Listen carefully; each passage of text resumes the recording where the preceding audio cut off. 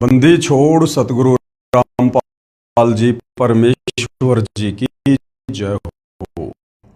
परम पिता परमात्मा सारी सृष्टि के रचनहार कुल मालिक असंख्य ब्रह्मांडों के स्वामी जगत गुरु तीनों लोकों में प्रवेश करके सबका धारण पोषण करने वाले राजाधिराज आत्माधार नाथों के नाथ देवों के देव महादेव सर्वेश्वर महेश्वर मृत्युंजय अजरो अमर आदि अनादि सनातनी प्रभु जगत पिता जगदीश्वर श्री श्री 1008 की उपाधि के वास्तविक अधिकारी अकाल मूरत सौद स्वरूपी राम वासुदेव सर्वगतम ब्रह्म परम पूज्य प्रथम पूज्य परम संत परम पुरुष परम धनी परम दयालु सत्य कबीर हक्का कबीर अल्लाहु अकबर अल्लाहु कबीर बाखबर अल्लाह ताला जगत के तारणहार जगत के मुक्तिदाता जगत के जगन्नाथ हारे के सहारे हिंदुओं के राम मुसलमानों के अल्लाह सिखों के वाहिगुरु ईसाइयों के मसीह दया के सागर दयानिधि करुणा के सागर करुणानिधि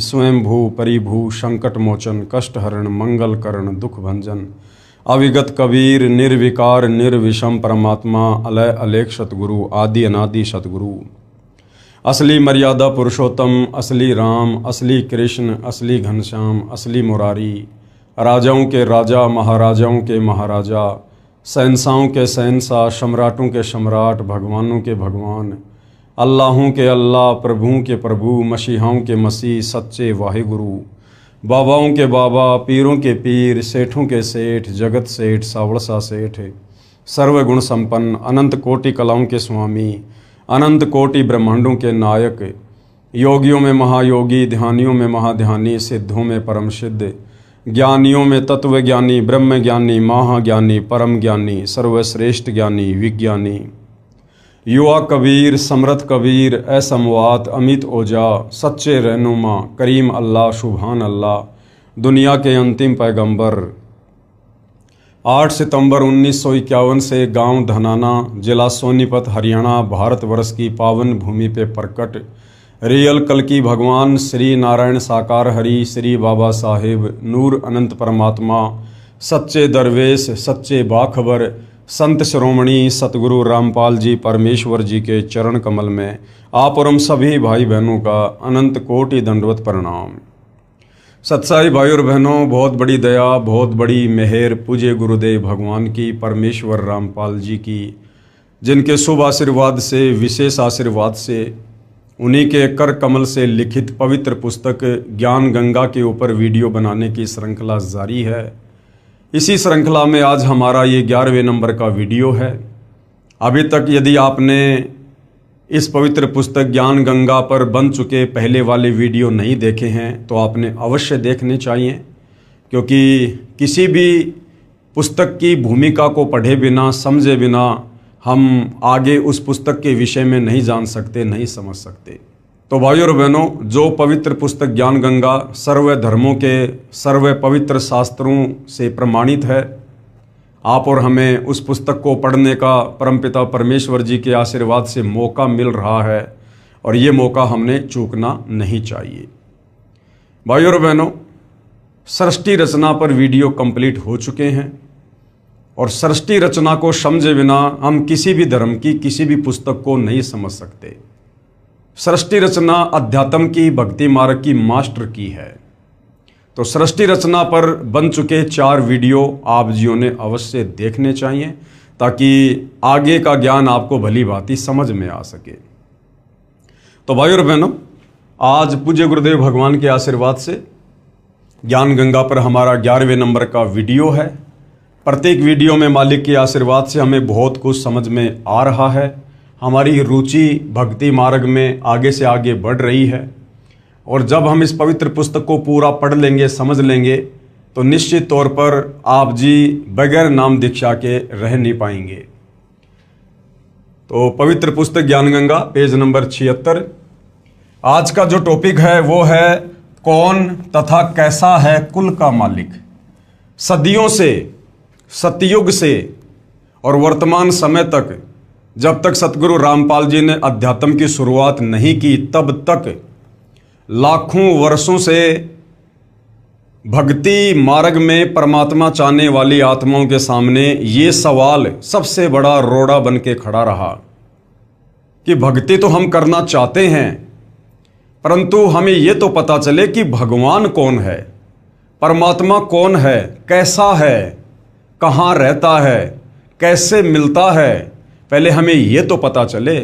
तो भाइयों और बहनों, सदियों से हमें जिस परमपिता परमेश्वर जी की सारी सृष्टि के रचयिता की तलाश थी, अब वो तलाश बिल्कुल सतगुरु रामपाल जी ने समाप्त कर दी है। कौन तथा कैसा है कुल का मालिक? जिन जिन पुण्यात्माओं ने परमात्मा को प्राप्त किया, उन्होंने बताया कि कुल का मालिक एक ही है और वह मानव सदृश यानी इंसानों के जैसा दिखाई देता है, इंसानों के जैसा है। वह मानव सदृश तेजोमय शरीर युक्त है, जिसके एक रोम कूप यानी एक बाल में, एक बाल का प्रकाश करोड़ सूर्य तथा करोड़ चंद्रमाओं की रोशनी से भी अधिक है।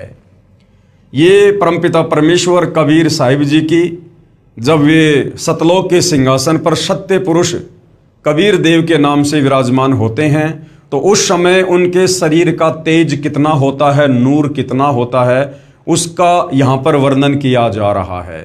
सतलोक में कबीर परमेश्वर जी के एक बाल में इतनी चमक है, करोड़ों सूर्य करोड़ों चंद्रमा मिला दीजिए, उनकी रोशनी से भी कहीं ज़्यादा रोशनी उनके एक रोमकूप में है, एक बाल में है। और पूरे शरीर पर 3.5 करोड़ रोमकूप होते हैं। उसी ने नाना रूप बनाए हैं।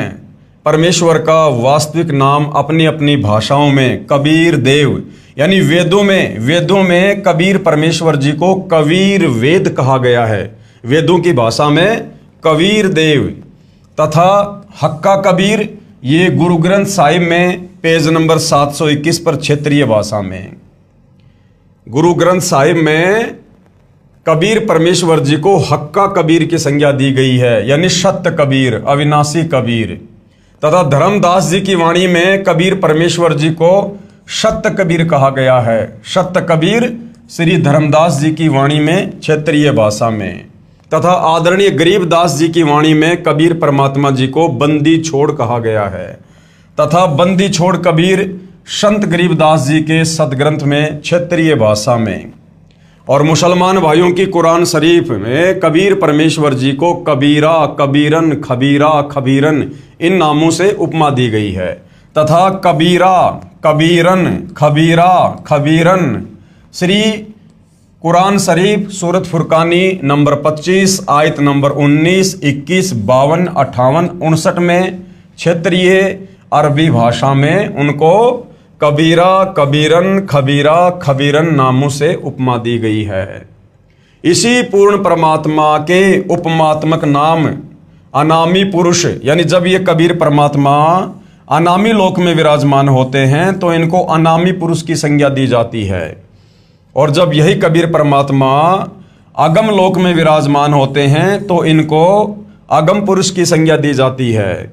और जब ये कबीर परमात्मा अलख लोक में विराजमान होते हैं तो इनको अलग पुरुष की संज्ञा दी जाती है। और जब यही कबीर परमात्मा सतलोक में विराजमान होते हैं तो इनको सत्य पुरुष की उपमा दी जाती है। इसके अलावा अकाल मूर्ति, यानी जिसको कभी काल ना ग्रास करे, जो कभी भी विनाश में नहीं आता, अकाल मूर्ति। शब्द स्वरूपी राम, शब्द स्वरूपी राम का मतलब है जिनका शब्द रूप है। पूर्ण ब्रह्म यानी सबसे बड़ा भगवान। परम अक्षर ब्रह्म यानी ब्रह्म से बड़ा, परब्रह्म से बड़ा कौन? परम अक्षर ब्रह्म आदि। जैसे देश के प्रधानमंत्री का वास्तविक शरीर का नाम कुछ और होता है तथा उपमात्मक नाम प्रधानमंत्री जी, प्राइम मिनिस्टर जी अलग होता है। इसी प्रकार सारी सृष्टि के मालिक का, कुल के मालिक का वास्तविक नाम है कबीर देव।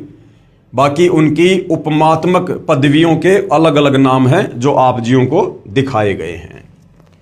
जैसे भारत देश का प्रधानमंत्री जी अपने पास गृह विभाग रख लेता है, जब वह उस विभाग के दस्तावेजों पर हस्ताक्षर करता है तो वहां गृह मंत्री की भूमिका करता है। तथा अपना पद भी गृह मंत्री लिखता है। हस्ताक्षर वही होते हैं। इसी प्रकार ईश्वरीय सत्ता को समझना है।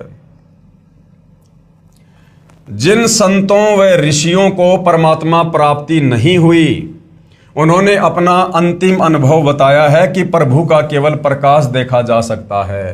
प्रभु दिखाई नहीं देता क्योंकि उसका कोई आकार नहीं है तथा शरीर में धुन सुनना आदि प्रभु भक्ति की उपलब्धि है।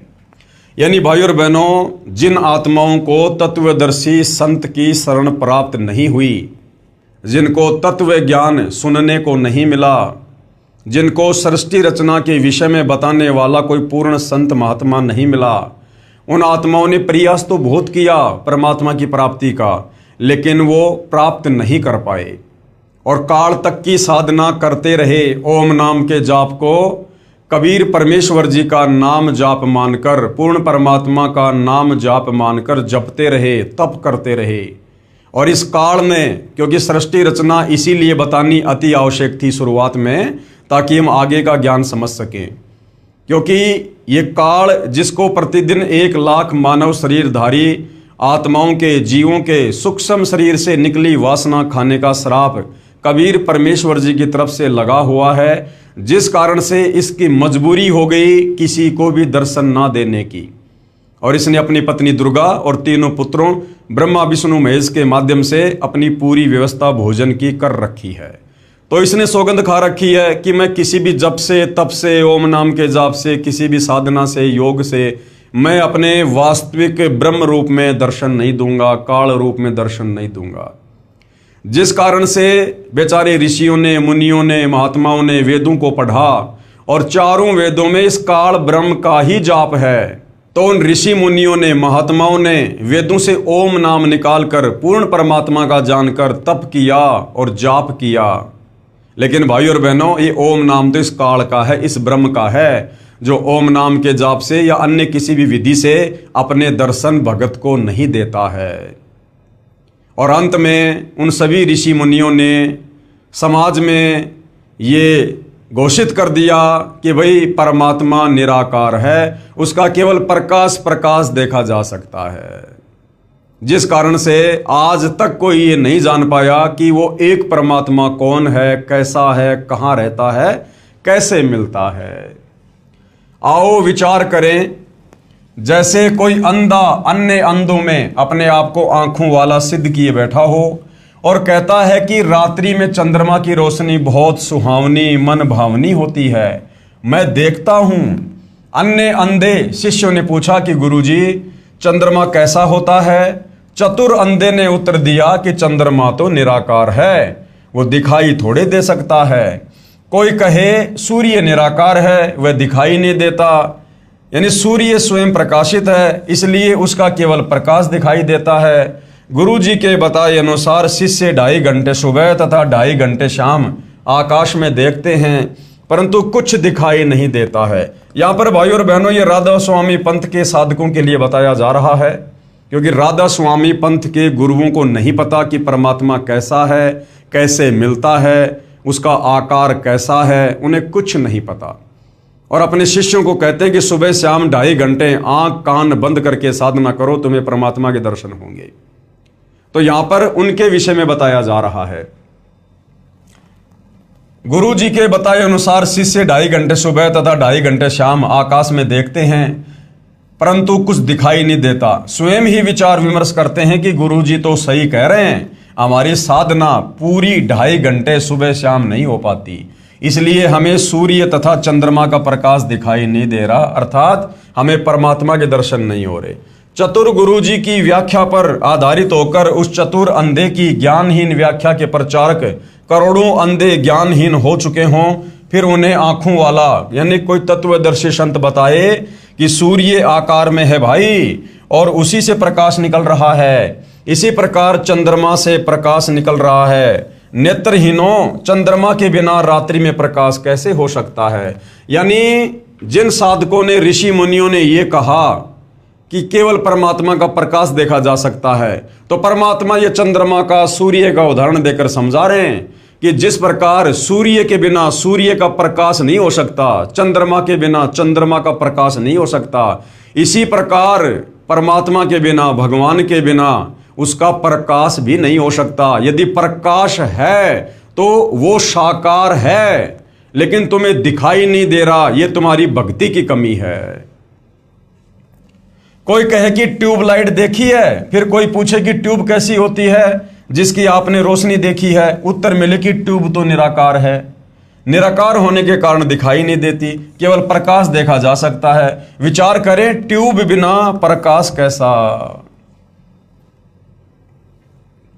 यदि कोई कहे कि हीरा स्वयं प्रकाशित होता है, फिर यह भी कहे कि हीरे का केवल प्रकाश देखा जा सकता है, क्योंकि हीरा तो निराकार है, वह दिखाई थोड़े देता है, तो वह व्यक्ति हीरे से परिचित नहीं है, फोकट का जोरी बना बैठा है। जो परमात्मा को निराकार कहते हैं, जो साधक, जो गुरुजन परमात्मा को निराकार कहते हैं कि परमात्मा दिखाई नहीं देता, परमात्मा का कोई आकार नहीं है, और साथ में ये भी कहते हैं तथा केवल प्रकाश देखना तथा धुन सुनना ही प्रभु प्राप्ति मानते हैं, वे पूर्ण रूप से प्रभु तथा भक्ति से अपरिचित हैं।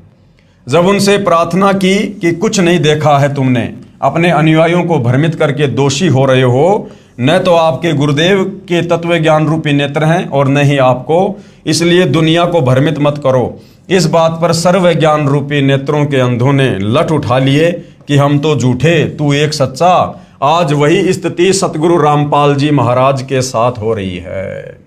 जब सतगुरु रामपाल जी सृष्टि रचना के माध्यम से तत्व ज्ञान के द्वारा धर्म शास्त्रों को दिखा दिखाकर लोगों को समझाते हैं, तो उन नादान धर्मगुरुओं के अज्ञान का रंग ज्यादा चढ़ा होने के कारण सतगुरु रामपाल जी के साथ वाद विवाद करते हैं कि हमारे गुरु जी तो सैकड़ों वर्षों से पंथ चला रहे हैं, हमारे पंथ में तो करोड़ों की संख्या में भगत हैं, और तुम तो अभी अभी भक्ति मार्ग में आए हो, तुम्हें क्या पता परमात्मा के बारे में, तुम क्या जानते हो भक्ति के बारे में।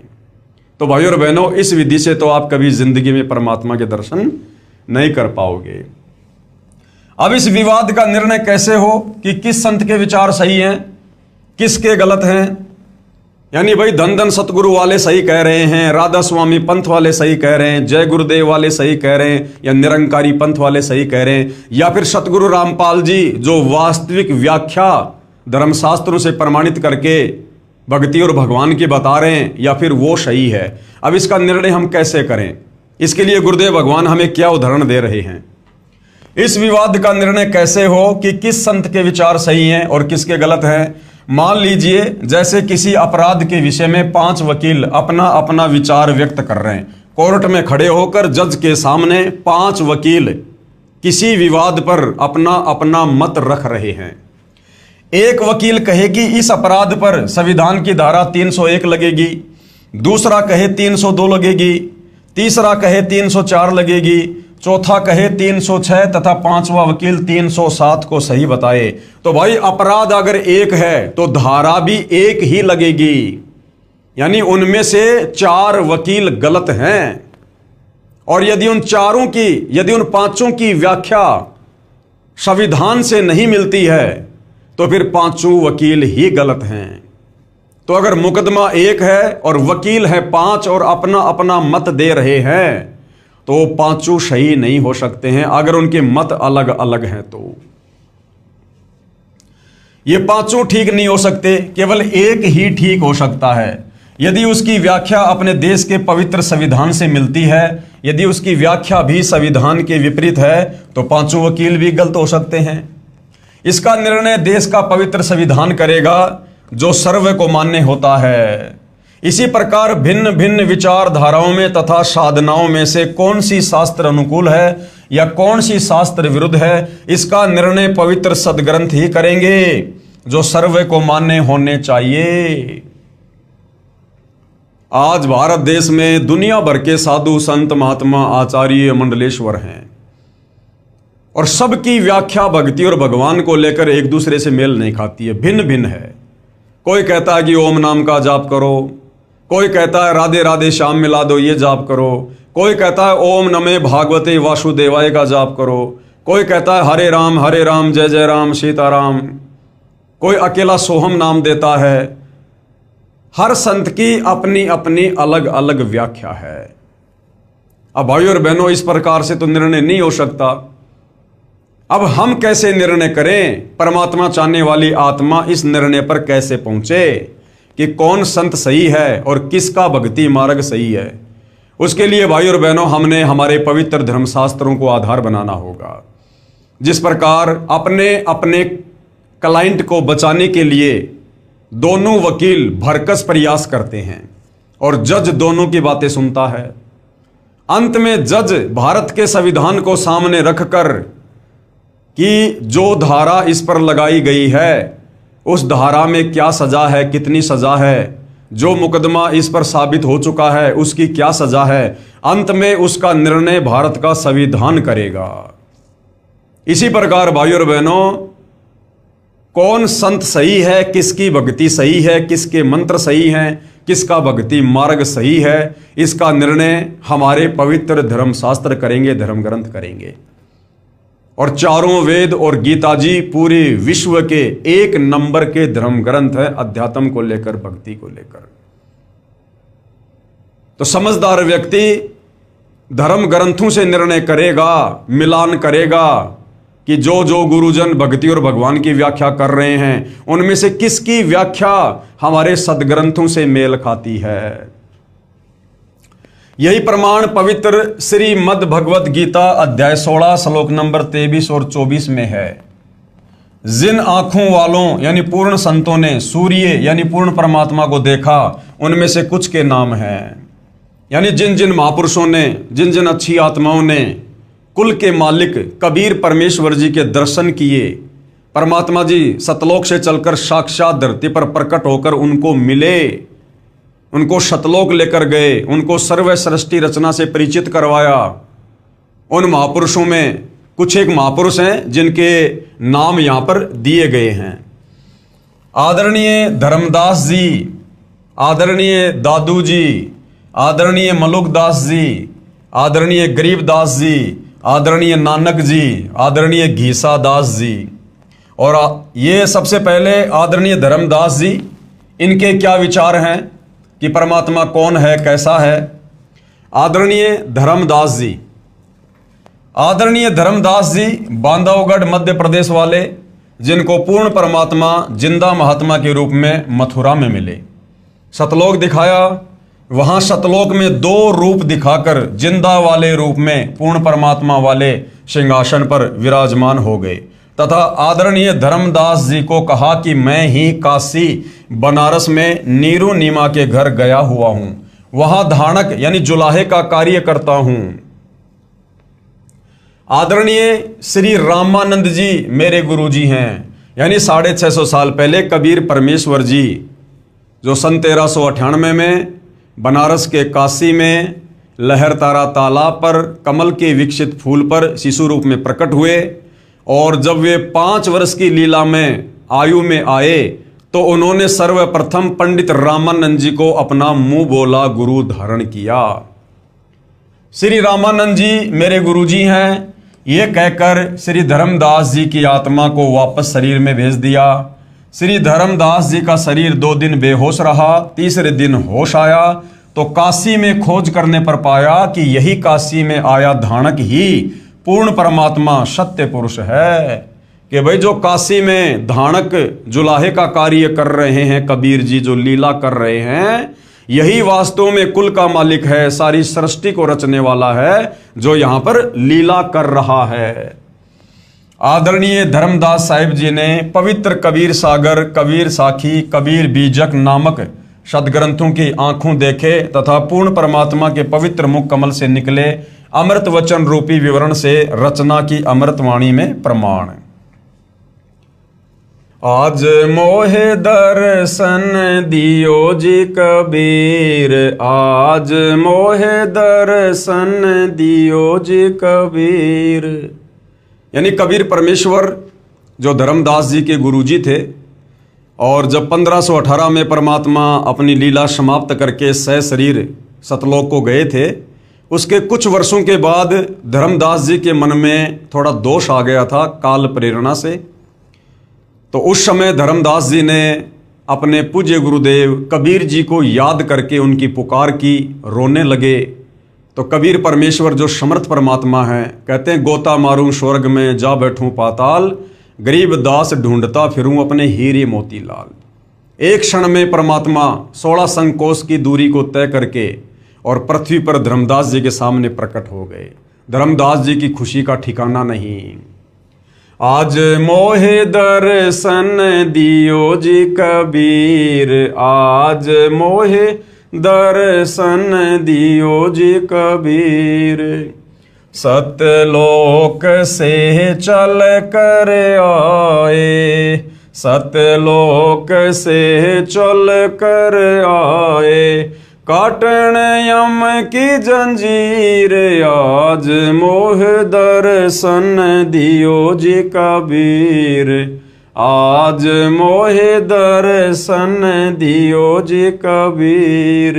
कि हे कबीर परमात्मा, आप परमात्मा चाहने वाली आत्माओं के शतलोक से चलकर गति करके धरती पर प्रकट होकर अपना तत्व ज्ञान देकर काल की जम वाली जंजीर काटने के लिए आते हो। थारे दर्शन से मारे पाप कटत हैं, थारे दर्शन से मारे पाप कटत हैं, निर्मल होवे जी शरीर, आज मोहे दर्शन दियो जी कबीर, आज मोहे दर्शन दियो जी कबीर। कहते हैं साधु दर्शन राम का मुख पे बसे सुहाग, और दर्शन उन्हीं को होते हैं जिनके पूर्ण भाग।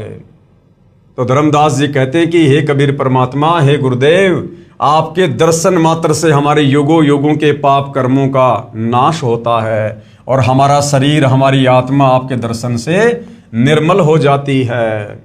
अमृत भोजन मारे सतगुरु जी मैं, अमृत भोजन मारे सतगुरु जी मैं, शब्द दूध की खीर, आज मोहे दर्शन दियो जी कबीर, आज मोहे दर्शन दियो जी कबीर। कहते साधु भूखा भाव का, धन का भूखा नाही, जो कोई धन का भूखा साधु भी नाही। तो कबीर परमात्मा जी अपने भगत के भाव के भूखे हैं। हिंदू के तुम देव कहाए, हिंदू के तुम देव कहाए, मुसलमान के पीर, आज मोहे दर्शन दियो जी कबीर, आज मोहे दर्शन दियो जी कबीर। 650 साल पहले जब कबीर परमेश्वर जी आए थे और 120 वर्ष तक लीला में उम्र में यहाँ पर रहे थे, अपने तत्व ज्ञान का प्रचार किया और 64 लाख उनके शिष्य हुए थे। तो उन 64 लाख शिष्यों में हिंदू और मुसलमान दोनों ही उनके सेवक थे। दोनों दीन का झगड़ा छिड़ गया, दोनों धर्मों का झगड़ा छिड़ गया, टोहे ना पाए शरीर, आज मोहे दर्शन दियो जी कबीर, आज मोहे दर्शन दियो जी कबीर। यानी जब 650 साल पहले सन 1518 में 120 साल तक लीला करके कबीर परमात्मा मगर से सशरीर सतलोक को जा रहे थे, उस समय काशी नरेश वीर सिंह बघेल और मगर के नवाब बिजली खान पठान, जो दोनों ही कबीर परमात्मा जी के भगत थे, कबीर परमेश्वर जी के शरीर को लेकर आपस में मरने मारने की सोच बैठे थे कि एक बार कबीर जी शरीर छोड़ दे, सतलोक चले जाएं। उसके बाद वीर सिंह ने सोचा कि इनके शरीर का अंतिम संस्कार हम मुसलमान रीति से करेंगे, और उधर वीर सिंह बघेल सोच रहा था कि हम इस शरीर का अंतिम संस्कार हिंदू रीति से करेंगे। लेकिन कबीर परमात्मा जी अंतर्यामी थे और उस समय भविष्य वक्ताओं ने भविष्यवाणियां कर रखी थी कि ऐसे ऐसे इस समय पर भयंकर हिंदू मुसलमान झगड़ा होगा और करोड़ों लोग कट कट के मरेंगे। अंतर्यामी समर्थ कबीर परमात्मा जी ने ऐसी लीला करी, ऐसा खेल खेला, हिंदू मुसलमान कहाँ आपस में लड़ने झगड़ने की सोच रहे थे और आपस में गले लग लग के सगे भाइयों की तरह रो रहे हैं कि हम नादान गुरुदेव से इतना ज्ञान लेने के बाद और हमारी बुद्धि कहाँ जा रही थी, हम क्या कुछ अनर्थ करने का सोच रहे थे। तो कबीर परमेश्वर जी ने कहा था कि भाई मेरा शरीर तुमको नहीं मिलेगा, लेकिन उनको यकीन नहीं हो रहा था कि शरीर कहाँ जाएगा। तो कबीर परमेश्वर जी ने कहा कि मेरे शरीर की जगह तुम्हें जो भी वस्तु मिले भाई उसको आधा आधा बांट लेना, लड़ना झगड़ना मत। और कबीर परमेश्वर जब सतलोक गए, उसके बाद जब देखा वो चद्दर हटा के जहां पर वो लेटे हुए थे, तो शरीर के आकार में वहां पर फूल ही फूल थे, फूल ही फूल। और हिंदू मुसलमान दोनों ने आपस में आधे आधे बांट लिए। मुसलमानों ने वहां पर अपनी मजार वगैरह बना ली और हिंदुओं ने वहां पर मंदिर बना लिया। तो ये उस समय का ये वर्णन है कि दोनों धर्मों का झगड़ा छिड़ गया और टोए न पाया शरीर। वहां पर कबीर जी का शरीर नहीं मिला, सुगंधित फूल मिले जो दोनों ने आपस में बांट लिए थे। धर्मदास की अर्ज गोसाई, धर्मदास की अर्ज गोसाई, बेड़ा लंगइयो पर लेती रे आज, मोहे दर्शन दियो जी कबीर, आज मोहे दर्शन दियो जी कबीर। अंत में धर्मदास जी कह रहे हैं कि हे कबीर परमात्मा, हे मेरे मालिक, मुझ धर्मदास का बेड़ा पार लगा दियो, यानी काललोक से अपने दास को सतलोक में बैठा दियो। तो कहने का मतलब है वो कुल का मालिक कबीर परमात्मा है, वो सहशरीर है, मनुष्य दृश्य रूप में है। और आदरणीय धर्मदास जी को सतलोक से चलकर और मथुरा में मिले थे, उनको तत्व ज्ञान समझाया था, अपना शिष्य बनाया था। फिर धर्मदास जी को कबीर परमात्मा सतलोक लेकर गए, उनको सर्व व्यवस्था से, सृष्टि रचना से, सर्व ब्रह्मांडों से परिचित करवाया था। उसके बाद धर्मदास जी ने कबीर परमेश्वर की बहुत सारी महिमा की। उसके बाद भाइयों और बहनों, आदरणीय दादू जी अमृतवाणी में प्रमाण, कबीर परमेश्वर के साक्षी, जिस प्रकार आदरणीय धर्मदास जी को कबीर परमात्मा जिंदा बाबा के रूप में मथुरा में मिले थे सतलोक से चलकर, उसी प्रकार आदरणीय दादू जी को भी कबीर परमात्मा सतलोक से चलकर गति करके धरती पर प्रकट होकर जिंदा बाबा के रूप में मिले थे। और उसके बाद आदरणीय दादू जी की आत्मा को धर्मदास जी की तरह सतलोक लेकर गए, सर्व व्यवस्था से, सर्व ब्रह्मांडों से, सतलोक से परिचित करवाया। और फिर दादू जी ने किस प्रकार अटूट महिमा अपने गुरुदेव कबीर परमेश्वर जी की अपनी वाणियों के माध्यम से की। आदरणीय दादू जी जब 7 वर्ष के बालक थे तब पूर्ण परमात्मा यानी कबीर परमेश्वर जिंदा महात्मा के रूप में मिले तथा सतलोक ले गए। 3 दिन तक दादू जी बेहोश रहे। होश में आने के पश्चात परमेश्वर की महिमा की, आंखों देखी बहुत सी अमृतवाणी उच्चारण की।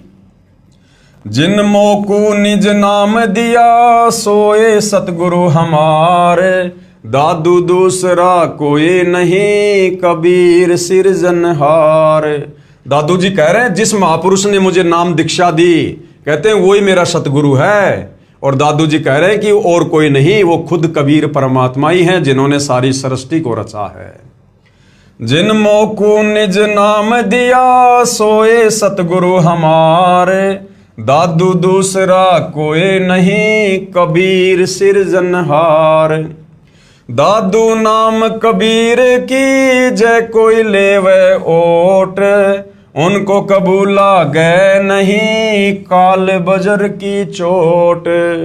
दादू जी कबीर परमेश्वर जी की महिमा से परिचित होने के बाद अपने अमृतवाणी में कह रहे हैं कि यदि कोई कबीर परमेश्वर जी का नाम ले लेता है, उनकी शरण में आ जाता है, जब वे तत्वदर्शी संत के रूप में आते हैं, जय कोई लेवे ओट, ओट यानी उनसे नाम दीक्षा लेकर जब कोई उनकी शरण में आ जाता है, कहते हैं उसके बाद उनको कबूल लागे नहीं काल बजर की चोट।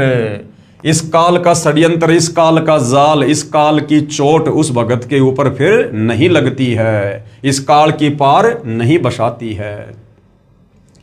दादू नाम कबीर का सुनकर कापे काल, नाम भरोसे जो नर चले होवे न बाका बाल। दादू जी कह रहे हैं जब कोई एक बार तत्वदर्शी संत रूप में आए हुए कबीर परमेश्वर जी का नाम ले लेता है तो कहते हैं फिर वो काल भी कांपता है उस भगत से, क्योंकि उसके पास कबीर जी का नाम होता है। जैसे वर्तमान में सतगुरु रामपाल जी की शरण में आने के बाद यदि कोई मर्यादा में रहकर भक्ति करता है तो काल उस भगत के निकट नहीं आ सकता। नाम भरोसे जो नर चले, जो भगत मर्यादा में रहकर नाम का सुमरण करता है, कहते हैं फिर उसका होवे न बाका बाल, काल उसका फिर कुछ नहीं बिगाड़ सकता। जो जो शरण कबीर के तर गए अनंत अपार, दादू गुण के ता कहे कहत न आवे पार। दादू जी कह रहे हैं मैं उस कबीर परमेश्वर की क्या महिमा करूं, उनकी शरण में आने के बाद तो अनंत आत्माएं काल के जाल से निकलकर सतलोक चली गई। कबीर करता आप है दूजा ना कोई, दादू पूर्ण जगत को भक्ति दृढ़ावे सोए। दादू जी कह रहे कि कबीर परमात्मा के अलावा कोई करता यानी कोई भगवान नहीं है, कोई करतार नहीं है। और पूरे संसार को, पूरे जगत को यदि कोई सद्भक्ति देता है तो कबीर परमात्मा ही देता है। ठेका पूरा होवे जब सब कोई तजे शरीर, दादू काल गंजे नहीं जपे जो नाम कबीर। क्या कह रहे हैं दादू जी कि ठेका पूरा होवे जब, यानी जब ये शरीर छूटने का समय आ जाता है तो कहते हैं हर किसी को ये चोला छोड़ना पड़ता है। लेकिन जिसके पास में कबीर परमात्मा जी का नाम होता है, जो तत्वदर्शी संत की शरण में होता है, कहते हैं फिर उसको काल हाथ नहीं लगाता। दादू काल गंजे नहीं जपे जो नाम कबीर। आदमी की आयु घटे तब यम घेरे आए, सुमरण किया कबीर का दादू लिया बचाए। कहते जब इंसान की सांसें पूरी हो जाती हैं, शरीर छूटने का समय आ जाता है और यम के दूत उसे चारों ओर से घेर लेते हैं, लेकिन यदि किसी के पास में कबीर परमेश्वर जी का नाम है, मंत्र है, तो कहते हैं फिर उसके एक सुमरण से वो काल के दूत दूर दूर जाकर गिरते हैं, दूर दूर जाकर उस भगत के निकट भी नहीं आ सकते। कबीर परमात्मा शब्द रूप में उस भगत के साथ में रहता है और अपने भगत को परमात्मा यमदूतों से बचाता है। मेट दिया अपराध सब आए मिले छन माहे, दादू संग ले चले कबीर चरण की छां। यानी कबीर परमात्मा सतलोक से चलकर दादू जी को आकर मिले और उनके सारे अपराधों को क्षण भर में समाप्त कर दिया, नाम दीक्षा देकर अपना भगत बनाकर, और अपने चरणों में दादू जी को जगह दी।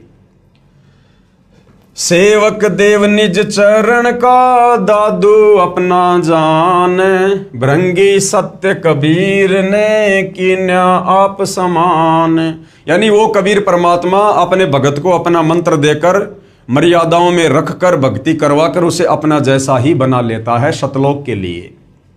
दादू अंतर्गत सदा छिन छिन सुमरण ध्यान, वारु नाम कबीर पर पल पल मेरा प्राण। यानी कबीर परमेश्वर जी ने मुझे ऐसी भक्ति दे दी है, मोक्ष वाली, मोक्षदायक, कि मैं पल पल अपना सर्वस्व तन मन धन अपने कबीर परमात्मा, अपने गुरुदेव भगवान पर न्योछावर करता हूं। सुन सुन साख कबीर की काल नवावे माथ, धन धन हो तीनों लोक में दादू जोड़े हाथ। सुन सुन साख कबीर की काल नवावे माथ। कबीर परमेश्वर की महिमा सुनकर और कहते हैं ये काल भी अपना शीश झुका देता है। धन धन हो तीनों लोक में दादू जोड़े हाथ। हे कबीर परमात्मा, तीनों लोक में आपकी जय जयकार हो, आप धन हो। दादू इस प्रकार से हाथ जोड़कर अपने गुरुदेव कबीर परमात्मा जी की महिमा कर रहे हैं। केहरी नाम कबीर का विषम काल गजराज, दादू भजन पर तापते भागे सुनत आवाज। दादू जी अपने कबीर परमेश्वर जी की समर्थता को, महिमा को उजागर करते हुए क्या कह रहे हैं कि कबीर परमेश्वर जी का नाम तो ऐसा है जैसे केहरी, जो शेर होता है, बब्बर शेर, और विषम काल गजराज, और ये 21 ब्रह्मांड का स्वामी, दुर्गा का पति, ये ब्रह्मा विष्णु महेश का पिता, ये काल भी कुछ कम शक्ति नहीं है। इसको समझो हाथियों का राजा गजराज, कबीर परमात्मा को समझो शेरों का राजा केहरी, और काल को समझो हाथियों का राजा गजराज। लेकिन जब कबीर परमेश्वर जी के नाम की बात आती है, कबीर परमेश्वर जी की समर्थता और महिमा की बात आती है, तो कहते हैं उनके भजन के प्रताप से, उनकी भक्ति के आगे कहते हैं ये काल भी ये दौड़ पड़ता है, भाग पड़ता है, ये टिक नहीं पाता है ये कबीर परमेश्वर जी के नाम के सामने। जिस प्रकार केहरी शेर के सामने हाथी लीद करके भाग लेता है, उस प्रकार कबीर परमेश्वर जी की महिमा के आगे, उनके नाम सुमरण के आगे ये काल दौड़ लेता है, भाग लेता है, टिक नहीं सकता है। पल एक नाम कबीर का दादू मन चितलाए, हस्ती के असवार को स्वान काल नहीं खाए। आगे और क्या महिमा की है दादू जी ने कबीर परमेश्वर जी की, कुल के मालिक की, कि पल एक नाम कबीर का, यदि मर्यादा में रहकर एक पल भी कबीर परमेश्वर जी का नाम जाप कर लिया जाए, हैं, तो कहते हैं जैसे हस्ती के असवार को, हाथी पर बैठे व्यक्ति को जिस प्रकार से काल कोई हानि नहीं कर सकता, उसी प्रकार कबीर परमेश्वर जी के उपासक साधक को ये काल किसी प्रकार से कोई चोट नहीं पहुंचा सकता है। जिस प्रकार हाथी पर बैठे व्यक्ति को कुत्ता किसी भी प्रकार से नुकसान नहीं पहुंचा सकता है, उसी प्रकार कबीर परमेश्वर के भगत को जब वे तत्वदर्शी संत के रूप में धरती पर आते हैं, जैसे वर्तमान में सतगुरु रामपाल जी के नाम से आए हुए हैं, कहते हैं उनके उपासक को, सच्चे उपासक को, मर्यादित भगत को ये काल किसी भी प्रकार से चोट या हानि नहीं पहुंचा सकता। सुमरत नाम कबीर का कटे काल की पीर, दादू दिन दिन ऊंचे परमानंद सुख सीर। सुमरत नाम कबीर का कटे काल की पीर, यानी इस काल का बंधन कट जाता है, लक 84 योनि से भगत छूट जाता है, जन्म मरण की पीड़ा से दूर हो जाता है। जो कबीर परमेश्वर जी का नाम जब वे तत्वदर्शी संत के रूप में आते हैं, उनसे लेकर जो मर्यादा में रहकर सुमरण करता है, और कहते हैं दिन दिन हर दिन वो भक्ति मार्ग में आगे ही बढ़ता चला जाता है। दादू नाम कबीर की जो कोई लेवे ओट, तिनको कबूला गए नहीं काल बजर की चोट। और संत सब कूप हैं के तेजरी तानीर, दादू अगम अपार है दरिया सत्य कबीर। यानी अध्यात्म में, भक्ति मार्ग में कबीर परमेश्वर जी का क्या रोल है। दादू जी कह रहे हैं कि जिस प्रकार एक तो कुआं है और एक बहुत बड़ी कोई दरिया है, तो कुएं में तो सीमित पानी होता है, हमारी थोड़ी बहुत आवश्यकता वो कुएं का पानी पूरी कर सकता है। पीने का पानी है, पशुओं के पीने का पानी है, थोड़ा बहुत और कोई काम में आ जाएगा। लेकिन यदि हमने बहुत बड़े क्षेत्र में कोई फसल करनी हो, पानी की बहुत ज़्यादा आवश्यकता हो, तो कहते हैं वो कुआं फिर वहाँ पर फैल हो जाएगा। तो ये जितने भी साधु संत महात्मा, देवी देवता, ये जितने भी ब्रह्मा विष्णु महेश, ब्रह्म परब्रह्म, इनकी क्षमता तो कुएं के जैसी है, अध्यात्म में कुएं के जैसी, जो केवल काम चलाऊ सरकार है। और वो कबीर परमेश्वर तो दरिया है, सागर असीमित। यानी उनकी शरण में आने के बाद फिर हमारे हर कार्य कबीर परमेश्वर जी के आशीर्वाद से सफल होते हैं। अब ही तेरी सब मिटे जन्म मरण की पीर, श्वास उसास सुमर ले दादू नाम कबीर। अब ही तेरी सब मिटे जन्म मरण की पीर, यानी जब से हम सतलोक से कबीर परमात्मा जी से बिछुड़कर अपनी गलती के चलते इस काल के साथ 21 ब्रह्मांडों में आए हैं, और असंख्य युगों से हम यहाँ पर जन्म मरण के कष्ट, लक 84 योनियों के कष्ट भोग रहे, उठा रहे हैं। तो दादू जी कहते हैं अब वो तेरी सारी पीड़ा मिट जाएगी, अभी तेरी सब मिटे जन्म मरण की पीर। क्या करना पड़ेगा? जब कबीर भगवान तत्वदर्शी संत के रूप में आते हैं, उस समय उनसे वो श्वास वाला सतनाम का जाप ले ले और उसका सुमरण कर, तेरी सारी पीड़ा इसी जन्म में समाप्त हो जाएगी। तो भाई वर्तमान में इस पूरी धरती पर एकमात्र तत्वदर्शी संत सतगुरु रामपाल जी हैं, और वो श्वास का नाम केवल सतगुरु रामपाल जी के पास है। और इन्हीं से उपदेश लेने से वो नाम अपना कार्य करेगा, भगत की जन्म मरण की पीड़ को काटेगा। कोई सरगुण में रीझ रहा, कोई निर्गुण ठहराए, दादू गति कबीर की मोते कही ना जाए। जिन मोकू निज नाम दिया, सोए सतगुरु हमारे, दादू दूसरा कोई नहीं, वो कबीर सृजनहार। सारी सृष्टि का सृजनहार वो कबीर परमात्मा ही है। उसके बाद भाइयों और बहनों, आदरणीय मलुकदास जी, इनको भी आदरणीय धर्मदास जी और आदरणीय दादू जी की तरह कबीर परमात्मा जी सतलोक से चलकर धरती पर प्रकट होकर मिले थे। इनको अपना तत्व ज्ञान दिया, अपना शिष्य बनाया, इनको भी सतलोक दिखाया। और मलुकदास जी ने भी अपनी अमृतवाणी में कबीर परमेश्वर जी की कलम तोड़ महिमा की है। आदरणीय मलुकदास जी कबीर देव के साक्षी 42 वर्ष की उम्र में श्री मलुकदास साहिब जी को पूर्ण परमात्मा मिले तथा 2 दिन तक श्री मलुकदास जी अचेत रहे, यानी उनको सतलोक लेकर गए थे परमात्मा, नीचे उनका शरीर अचेत था। फिर निमन वाणी उच्चारण की, जपोरे मन साहेब नाम कबीर, जपोरे मन साहेब नाम कबीर। क्या कह रहे हैं मलुकदास जी कि हे भाई, हे मेरे मन, अगर काल के 21 ब्रह्मांडों से मुक्ति चाहिए, जन्म मरण से छुटकारा चाहिए, गधा कुत्ता शुअर बनकर उन महाकष्टों से छुटकारा चाहिए, तो कहते हैं कबीर परमेश्वर जी का नाम जाप कर ले। जब वे तत्वदर्शी संत के रूप में आते हैं, उनसे दीक्षा लेकर अपनी आत्मा का कल्याण करवा ले। जपोरे मन सतगुरु नाम कबीर, जपोरे मन साहेब नाम कबीर। एक समय गुरु बंसी बजाई कालंदरी के तीर, एक समय गुरु बंसी बजाई कालंदरी के तीर। सुर नर मुनि जन थक गए, रुक गया दरिया नीर, जपोरे मन साहेब नाम कबीर, जपोरे मन परमेश्वर नाम कबीर। अपने गुरुदेव की, कबीर परमात्मा की महिमा बताते हुए आदरणीय मलुकदास जी क्या कह रहे हैं, क्योंकि भाइयों और बहनों, ये मलुकदास जी पहले श्री कृष्ण जी यानी श्री विष्णु जी के उपासक थे, जब तक ये कबीर परमात्मा जी की शरण में नहीं आए थे।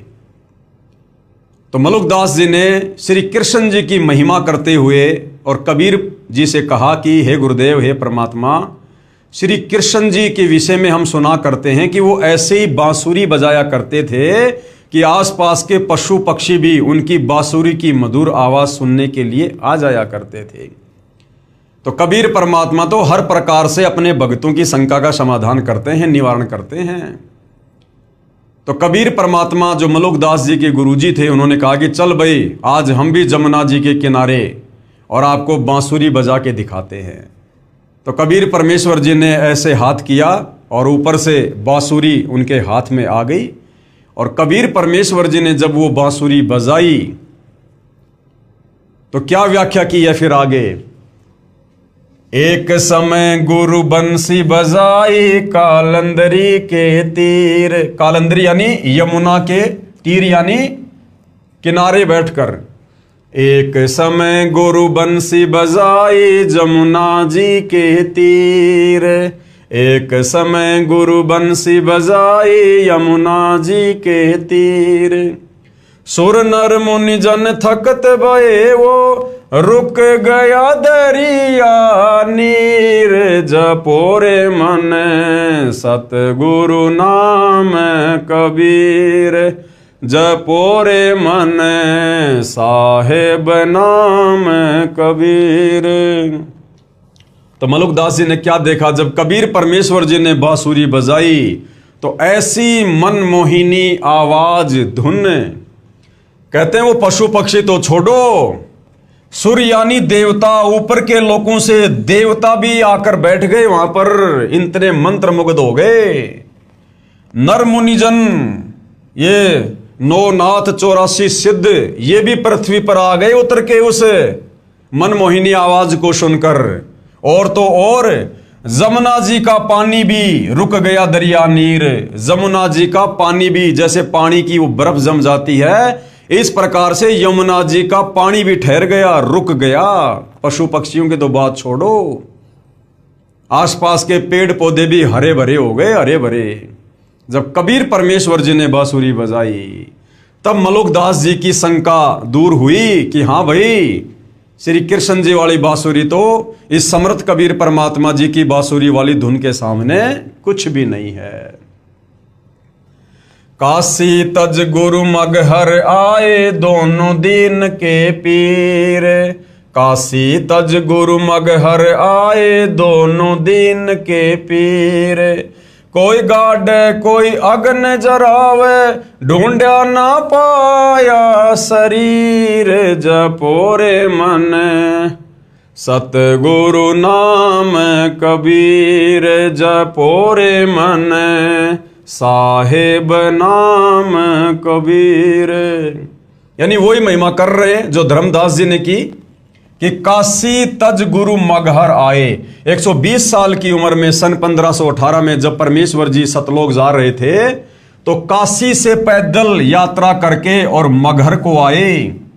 दोनों दीन के पीर, हिंदू मुसलमान दोनों के भगवान, दोनों के पीर। और कोई गाड़े कोई अग्नि जरावे, यानी मगहर का नवाब वीर सिंह बघेल वो सोच रहा था कि कबीर जी जब शरीर छोड़ देंगे तो फिर इनके शरीर का अंतिम संस्कार हम मुस्लिम रीति रिवाज से करेंगे, हम इनको नीचे दबाएंगे।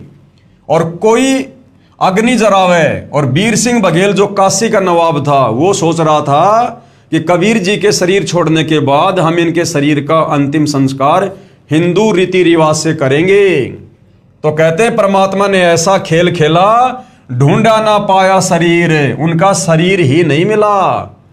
शरीर के आकार में सुगंधित फूल मिले जो दोनों ने आपस में बांट लिया।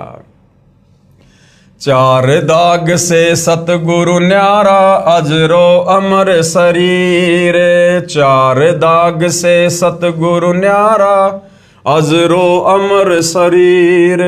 दास मलूक सलूक कहते हैं खोजो कसम कबीर। जपोरे मन साहेब नाम कबीर। जपोरे मन परमेश्वर नाम कबीर। मलुकदास जी ने क्या महिमा गाई अपने गुरुदेव की कि चार दाग से सतगुरु न्यारा। वो कबीर परमात्मा चार दाग में नहीं आता। जिस प्रकार से संसार के प्राणी चार प्रकार से दाग को प्राप्त होते हैं हम अंतिम संस्कार के बाद। कोई जमीन में गाड़ता है, कोई अग्नि में जराता है, कोई पानी में बहा देता है, कोई ऊंचे स्थान पर डाल देता है। तो कहते हैं वो कबीर परमात्मा इस प्रकार से मृत्यु को प्राप्त नहीं होता। उनका तो अजरो अमर शरीर है, वो तो सह शरीर आते सह शरीर जाते हैं। और दास मलूक सलूक कहते हैं, यानी मलुकदास जी कह रहे हैं मैं अपने होशो हवास में कह रहा हूं, खोजो खशम कबीर। उस कबीर परमेश्वर की खोज कर लो। जब वे तत्वदर्शी संत के रूप में आते हैं उनसे उपदेश ले लो और अपनी आत्मा का कल्याण करवा लो, काललोक से बाहर निकल लो। इसी प्रकार भाइयों और बहनों, वो कुल का मालिक कौन है, कैसा है, कहां रहता है, कैसे मिलता है, क्या उसकी महिमा है। आदरणीय गरीबदास जी ने भी कबीर परमेश्वर जी के दीदार के बाद उपरोक्त महापुरुषों की तरह उनकी महिमा की है। आदरणीय गरीबदास जी छुडानी जिला जज्जर हरियाणा वाले अपनी अमृतवाणी में ये प्रमाण देते हैं, प्रभु कबीर यानी कबीर देव के साक्षी। आदरणीय गरीबदास जी का आविर्भाव सन 1717 में हुआ तथा साहिब कबीर जी के दर्शन 10 वर्ष की उम्र में सन 1727 में नला नामक खेत में हुए तथा शतलोकवास सन 1778 में हुआ। आदरणीय गरीबदास जी को भी परमात्मा कबीर साहिब जी सह शरीर जिंदा रूप में मिले, यानी सतलोक से चलकर आए, सह शरीर मिले। आदरणीय गरीबदास जी अपने नला नामक खेतों में अन्य साथी ग्वालों के साथ गाय चरा रहे थे, जो खेत कबलाना गांव की सीमा से सटा है। ग्वालों ने जिंदा महात्मा के रूप में प्रकट कबीर परमेश्वर से आग्रह किया कि आप खाना नहीं खाते हो तो दूध ग्रहण करो, क्योंकि परमात्मा ने कहा था कि मैं अपने सतलोक यानी अपने गांव सतलोक से खाना खाकर आया हूं। तब परमेश्वर कबीर जी ने कहा कि मैं कुंवारी गाय का दूध पीता हूं। जो वेदों में परमेश्वर की महिमा लिखी है कि जब वो परमात्मा प्रत्येक युग में शिशु रूप में कमल के फूल पर प्रकट होता है तो उनके परवरिश की लीला कुंवारी गायों के दूध से होती है। बालक गरीबदास जी ने एक कुंवारी गाय को परमेश्वर कबीर जी के पास लाकर कहा कि बाबा जी, ये बिना ब्याई यानी ये कुंवारी है, ये कैसे दूध दे सकती है। तब कबीर देव यानी कबीर परमेश्वर जी ने कुंवारी गाय अर्थात बछिया की कमर पर हाथ रखा। अपने आप कुंवारी गाय अधन्या धेनु, वेदों में जिसको अधन्या धेनु यानी जो बिना धनाई होती है, उसके थनों से दूध निकलने लगा। पात्र भरने पर रुक गया। वह दूध परमेश्वर कबीर जी ने पिया तथा प्रसाद रूप में कुछ अपने बच्चे गरीबदास जी को पिलाया तथा सतलोक के दर्शन कराए। यानी गरीबदास जी की आत्मा को शरीर से निकालकर सतलोक लेकर गए। सतलोक में अपने दो रूप दिखाकर फिर जिंदा वाले रूप में कुल मालिक रूप में सिंहासन पर विराजमान हो गए तथा कहा कि मैं ही 120 वर्ष तक काशी में धानक जुलाहा रूप में रहकर आया हूं। मैं पहले भी हजरत मोहम्मद जी को भी मिला था। पवित्र कुरान शरीफ में जो कबीरा, कबीरन, खबीरा, खबीरन, अल्लाह अकबर आदि शब्द हैं वे मेरा ही बोध कराते हैं, यानी वो मेरा ही नाम है। तथा मैं ही श्री नानक जी को बेई नदी पर जिंदा महात्मा के रूप में मिला था।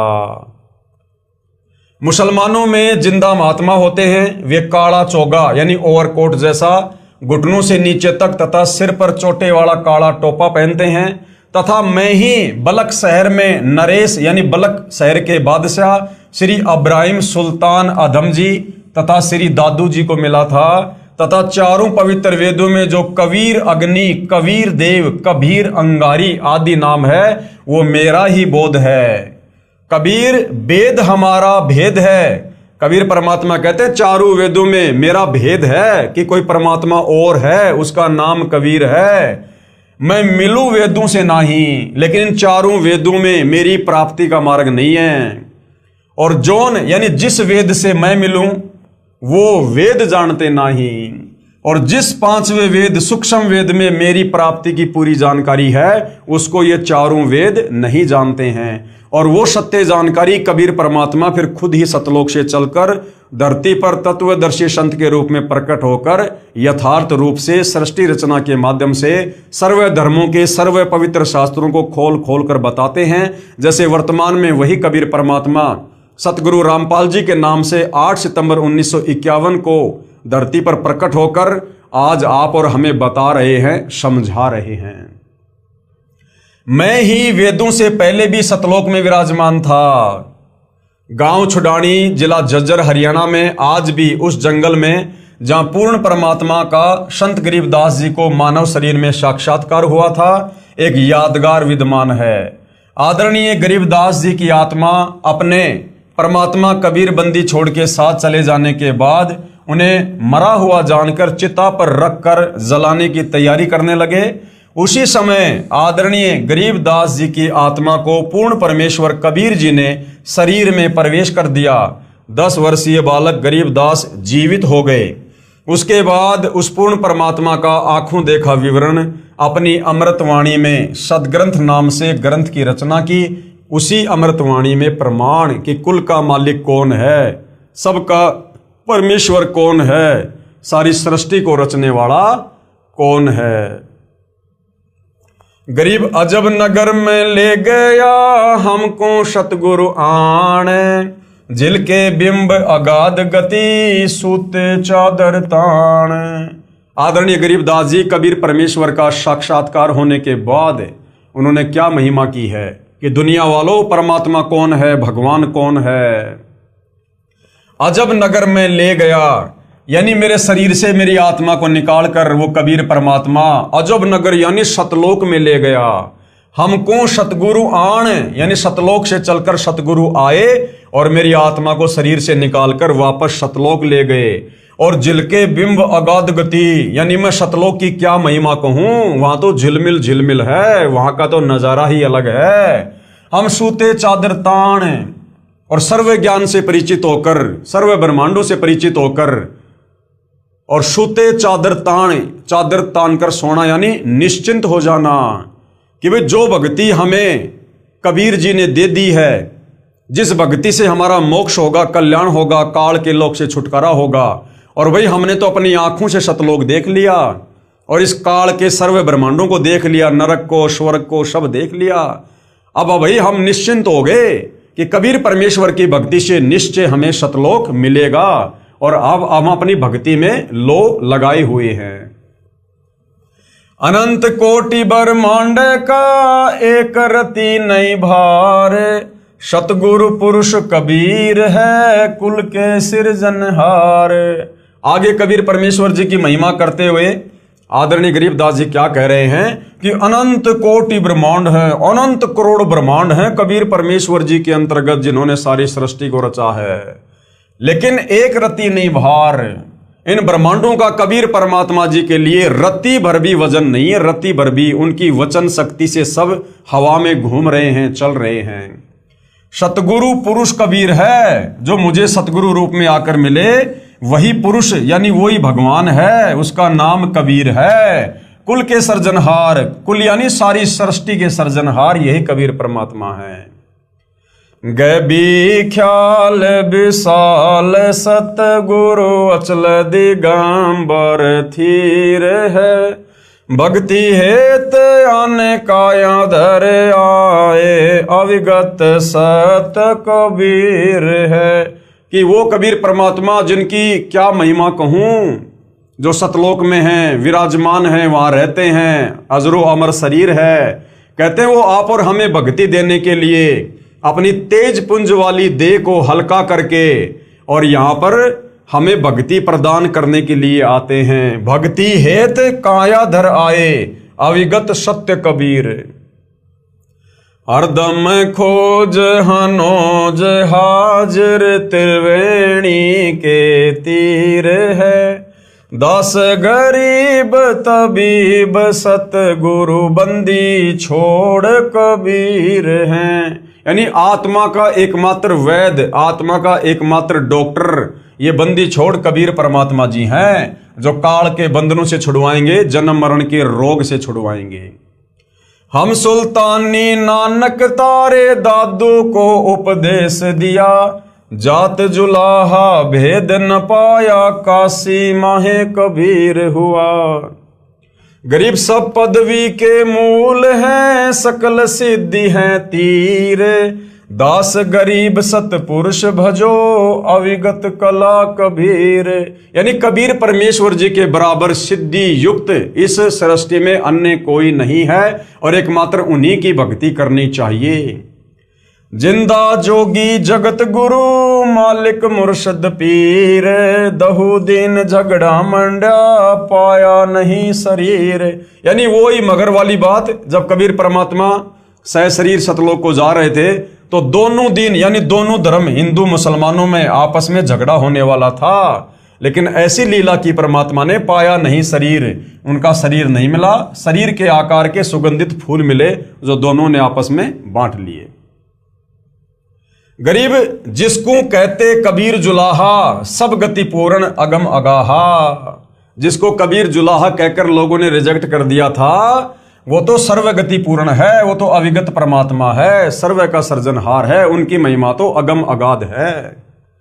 उपरोक्त वाणी में आदरणीय गरीबदास साहिब जी महाराज ने स्पष्ट कर दिया कि काशी वाले धानक यानी जुलाहे ने मुझे भी नामदान देकर पार किया। यही काशी वाला धानक ही सत्य पुरुष यानी पूर्ण ब्रह्म है, कबीर परमात्मा है।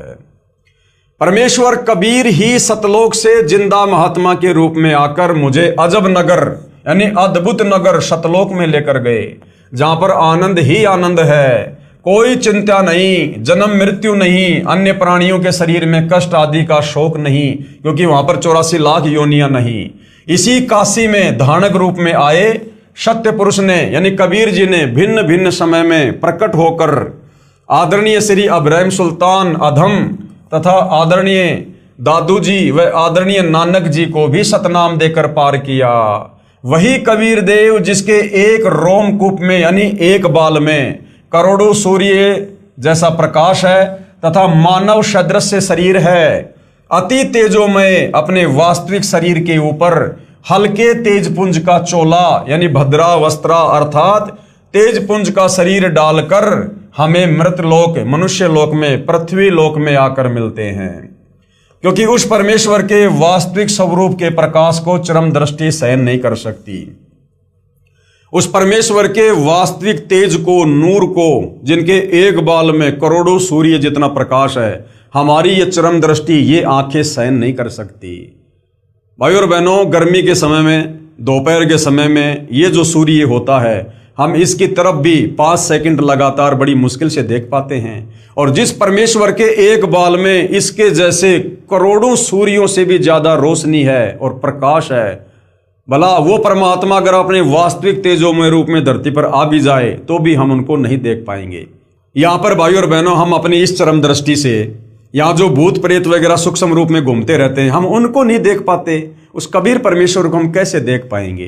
तो कबीर परमेश्वर स्वयं ही अपने दर्शन करवाता है, अपने तेजोमय रूप के ऊपर हल्का तेजपुंज का रूप धारण करके तत्वदर्शी संत के रूप में हमें यहाँ पर आकर दर्शन देते हैं, ज्ञान देते हैं। जैसे वर्तमान में सतगुरु रामपाल जी के रूप में उनके नाम से यहाँ पर विद्यमान है। आदरणीय गरीबदास जी ने अपनी अमृतवाणी में कहा है, सर्व कला सतगुरु साहिब की हरि आए हरियाणे नू। भावार्थ है कि पूर्ण परमात्मा कबीर हरि यानी कबीर देव जिस क्षेत्र में आए उसका नाम हरियाणा अर्थात परमात्मा के आने वाला पवित्र स्थल, जिसके कारण आसपास के क्षेत्र को हरियाणा यानी हरियाणा कहने लगे।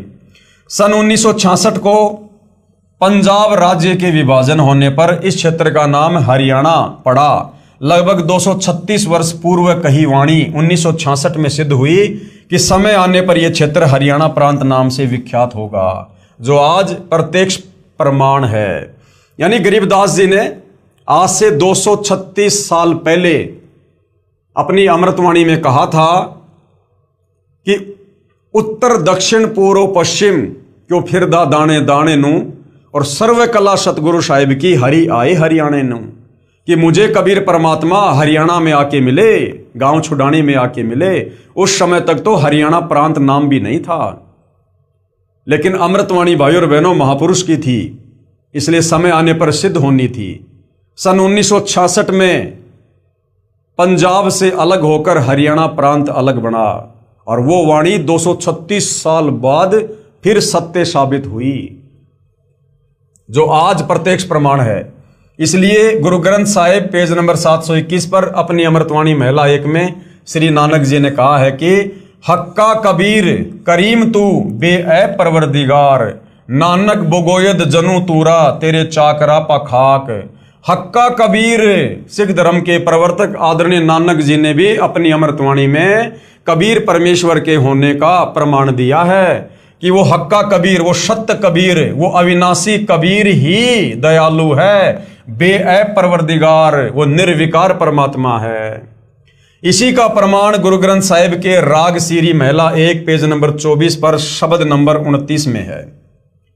एक सुवान दुई सुवानी नाल बलके बोकई सदा बियाल, कुड़ छुरा मुठा मुर्दहार धानक रूप रहा करतार। यानी वो कबीर परमात्मा काशी में धानक रूप में आए, जुलाहे की भूमिका की।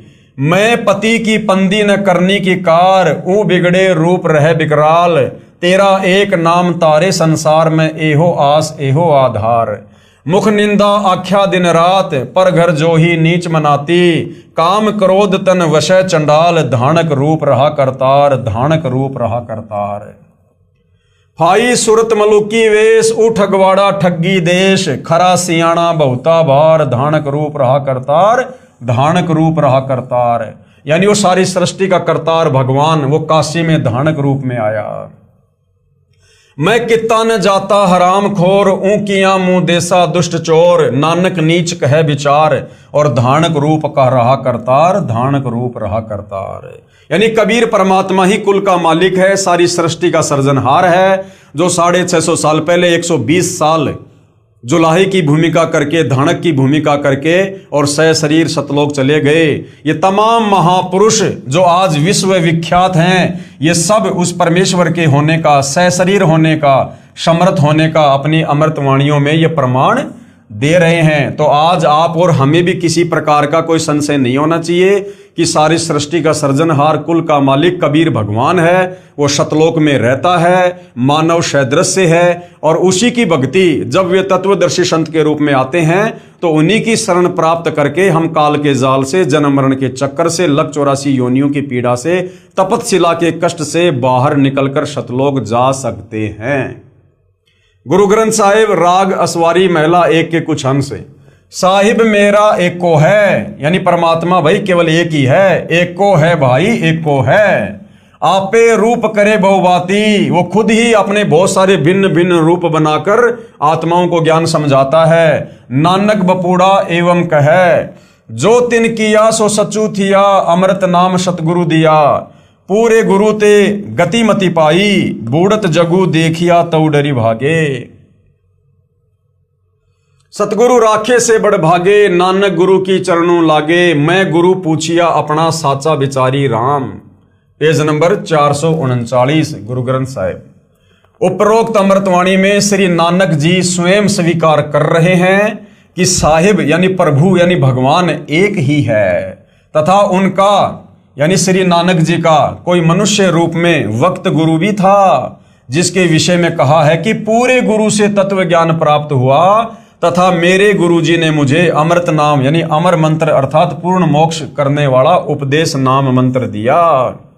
वही मेरा गुरु नाना रूप धारण कर लेता है, अर्थात वही सत्य पुरुष है, वही जिंदा रूप बना लेता है, वही धानक रूप में भी काशी नगर में विराजमान होकर आम व्यक्ति अर्थात भगत की भूमिका कर रहा है। क्योंकि नानक जी कबीर जी के समकालीन थे, इसलिए नानक जी कह रहे हैं कि वो कबीर परमात्मा भिन्न भिन्न रूप धारण करके, और 650 साल पहले यानी नानक जी के समय में नानक जी कह रहे हैं कि वो वर्तमान में काशी में, बनारस में एक भगत की भूमिका भी कर रहा है। शास्त्र विरुद्ध पूजा करके सारे जगत को जन्म मृत्यु व कर्म फल की आग में जलते देखकर जीवन व्यर्थ होने के डर से भागकर मैंने गुरुजी के चरणों में शरण ली। नानक जी स्वीकार कर रहे हैं कि जब मुझे ये तत्व ज्ञान हुआ कबीर जी के माध्यम से, जो कबीर जी मुझे बेई नदी पर मिले और नानक जी की आत्मा को शरीर से निकालकर सचखंड लेकर गए, फिर 3 दिन के बाद वापस छोड़ा। उसके बाद नानक जी बनारस गए, काशी में गए, जहां पर कबीर जी जुलाहे का काम कर रहे थे, खड्डी बुन रहे थे, और उससे पहले नानक जी सतलोक में उसी परमात्मा को देख कर आ गए थे।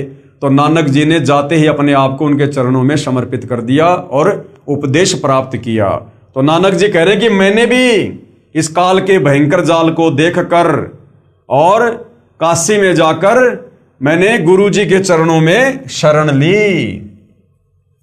बलिहारी गुरु आपने दिवहाड़ी सदवार, जिन मानस ते देवता किया करत न लागी वार।